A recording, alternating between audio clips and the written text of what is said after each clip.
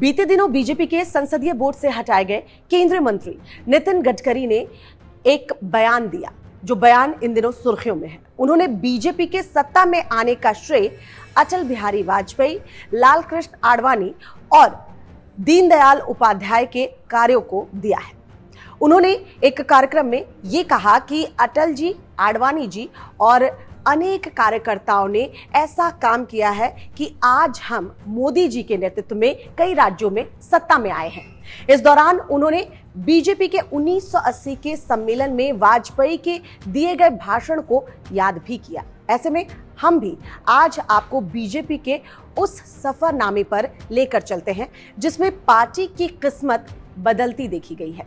1984 में बीजेपी के संसद में 2 ही सदस्य थे। अब मोदी मैजिक की बदौलत ये 303 सीटों तक पहुंच गई है। अटल बिहारी वाजपेयी से लेकर नरेंद्र मोदी युग तक बीजेपी ने अपने 42 साल के संघर्ष में तमाम तरह के उतार चढ़ाव भी देखे और इन उतार चढ़ाव से गुजरते हुए शून्य से शिखर तक का सफर तय किया है। बीजेपी अब लोगों की पहली पसंद बन चुकी है। 2019 के चुनाव में करीब 15 से अधिक राज्यों में बीजेपी को 50% से अधिक वोट मिले थे। तो आइए आपको लिए चलते हैं बीजेपी के सफरनामे पर।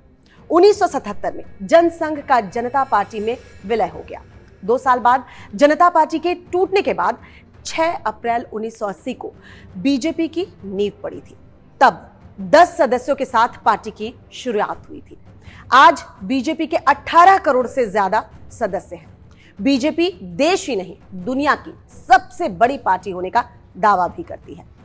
अटल बिहारी वाजपेयी, लाल कृष्ण आडवाणी, मुरली मनोहर जोशी या तमाम विजय राजे सिंधिया की बात कर ले, सिकंदर बख्त जैसे नेताओं ने मिलकर बीजेपी का गठन किया था। तब बीजेपी की कमान अटल बिहारी वाजपेयी को सौंप दी गई थी।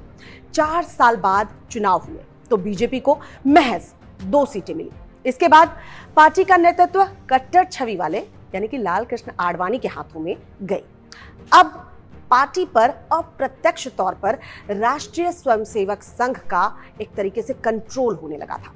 आडवाणी हिंदुत्व और राम मंदिर मुद्दे को लेकर आगे बढ़े और इसके बाद ये रास्ता बनता हुआ सत्ता से शीर्ष तक चलता चला गया।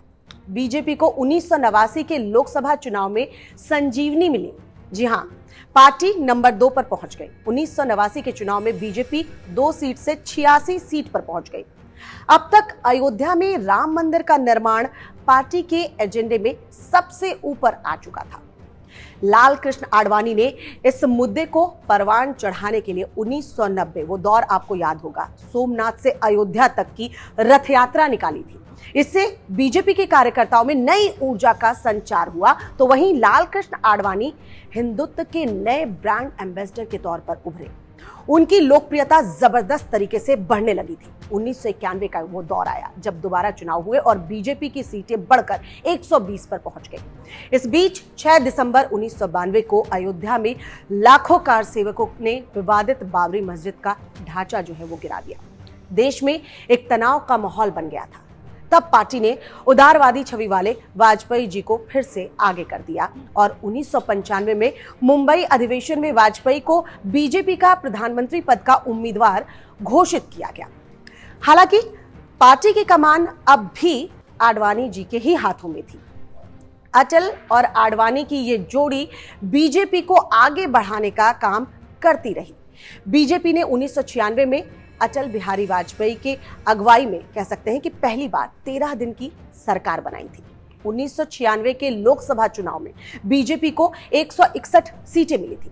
1996 के आम चुनाव में बीजेपी सबसे बड़ी पार्टी बनकर उभरी।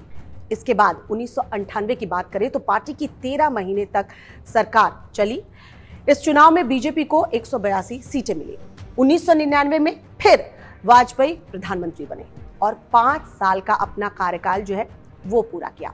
इस तरह सबसे लंबे समय तक गैर कांग्रेसी प्रधानमंत्री वो रहे। हालांकि 2004 में सत्ता में बीजेपी की वापसी नहीं हो पाई और इस तरह वाजपेयी आडवाणी के युग भी यहीं पर समाप्त हो गया। 2013 की बात करें तो तब तक गुजरात के मुख्यमंत्री नरेंद्र मोदी को एनडीए ने पीएम पद का उम्मीदवार जो है वो बनाया और 2014 में बीजेपी के एक नए युग की शुरुआत हुई। 2014 में बीजेपी ने पहली बार पूर्ण बहुमत का आंकड़ा जो है वो पार किया था। इस चुनाव में बीजेपी को 19 करोड़ जबकि कांग्रेस को 11 करोड़ वोट मिले थे। करीब 25 साल के बाद देश की पहली बहुमत की सरकार बनी। 60 साल से ज्यादा का वक्त लगा था बीजेपी को इस मंजिल पर पहुंचने में। 2015 तक आते आते संगठन की ताकत में तेजी से इजाफा हो रहा था और 2022 तक आते आते बीजेपी देश की नंबर 1 और सबसे मजबूत पार्टी बनकर उभरी और इसका सेहरा प्रधानमंत्री नरेंद्र मोदी के करिश्माई व्यक्तित्व को दिया जाता है। राजनीतिक विश्लेषक मानते हैं कि इंदिरा गांधी के बाद पहली बार हिंदुस्तान की राजनीति में प्रधानमंत्री मोदी जैसा कोई सेंट्रल फिगर सामने आया है। इंदिरा गांधी की तरह प्रधानमंत्री मोदी की कैबिनेट में ऐसा कोई दूसरा नहीं है जो उनकी शख्सियत से मुकाबला कर सके। वहीं बीजेपी के पास मार्गदर्शन देने के लिए संघ जैसा संगठन भी है, जिसके पास काडर है और कार्यकर्ता भी है और सबसे बड़ी पार्टी बीजेपी और संघ के बीच शानदार तालमेल बनाकर चल रही है। 2014 के चुनाव के वक्त नरेंद्र मोदी ने कांग्रेस मुक्त भारत का नारा दिया था और वो इस काम में जुट भी गए थे।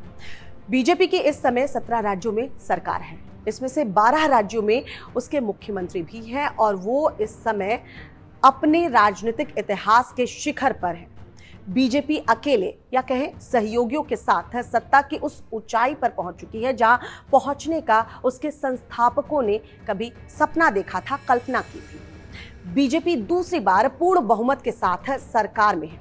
2019 की जीत के साथ ही बीजेपी 2024 की तैयारी में भी जुट गई थी। बीजेपी में अब मोदी शाह का युग जो है वो आ चुका है, जहां संगठन को चलाने, चुनाव लड़ने का तरीका, सरकार चलाने का तौर तरीका, चौंकाने वाले फैसले लेने और उन्हें शिद्दत से लागू करने की तत्परता पार्टी की नई पहचान बन चुकी है। दूसरी तरफ विपक्ष हाशिए पर है। इस वीडियो को लाइक और शेयर करें और इस तरह के तमाम वीडियोस के लिए आप देखते रहिए टाइम्स नाउ भारत का डिजिटल प्लेटफॉर्म।